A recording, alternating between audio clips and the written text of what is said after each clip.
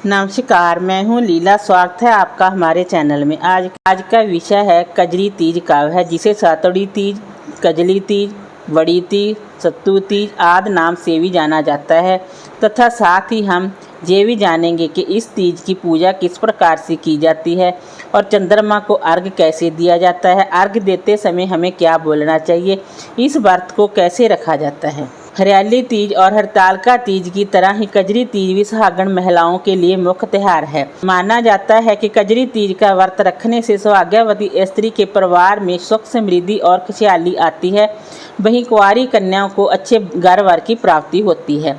यह सातड़ी तीज भाद्रपद मास के कृष्ण पक्ष की तृतीय तिथि को मनाया जाता है। पंचांग के अनुसार वर्ष 2023 में भाद्रपद माह के कृष्ण पक्ष की तृतीय तिथि 1 सितंबर 2023 को रात 11:50 पर शुरू होगी और अगले दिन 2 सितंबर 2023 को रात 8:49 पर इसका समापन होगा।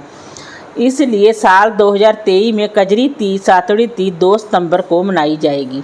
इस दिन सुहागन महिलाएं पति की लंबी आयु के लिए कजरी तीज का व्रत रखती हैं, जबकि कुंवारी कन्याएं अच्छा वर पाने के लिए यह व्रत करती हैं।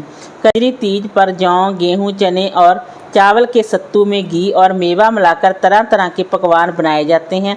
चंद्रोदय के बाद भोजन करके व्रत खोले जाते हैं। इस दिन गांव की विशेष रूप से पूजा की जाती है। आटे की 7 लोइयां बनाकर उन पर घी गुड़ रखकर गाय को खिलाने के बाद भोजन किया जाता है। कजरी तीज पर घरों में झूले डाले जाते हैं और महिलाएं एकत्रित होकर नाचती गाती हैं। इस दिन कजरी गीत गाने की विशेष परंपरा है। यूपी और बिहार में लोग ढोलक की थाप पर भी कजरी तीज गाते हैं। अब मैं बात करूंगी कजरी तीज की पूजा विधि के बारे में।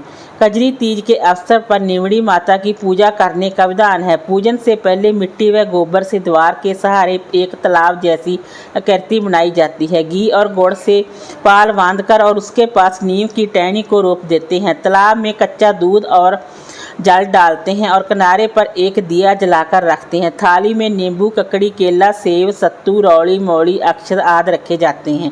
इसके अलावा लोटे में कच्चा दूध दें और फिर शाम के समय श्रृंगार करने के बाद निवड़ी माता की पूजा इस प्रकार करें। सबसे पहले निवड़ी माता को जल व रौली के छींटे दें और चावल चढ़ाएं। निवड़ी माता के पीछे द्वार पर मेहंदी, रौली, काजल की 13 बिंदियाँ उंगली से लगाएं। मेहंदी रौली की बिंदी अनामिका उंगली से लगाएं और काजल की बिंदी तर्जनी उंगली से लगानी चाहिए। निवड़ी माता को मौली चढ़ाने के बाद मेहंदी, काजल और वस्त्र चढ़ाएं। द्वार पर लगी बिंदियों के सहारे लच्छा लगा दें। निवड़ी माता को कोई फल और दक्षिणा चढ़ाएं और पूजा के कलश पर रौली से टीका लगाकर लच्छा बांधें। पूजा स्थल पर बड़े तालाब के किनारे पर रखे दीपक के उजाले में नींबू, ककड़ी, नीम की डाली, नाक की नथ, साड़ी का पल्ला आदि देखें। इसके बाद चंद्रमा को अर्घ्य दें।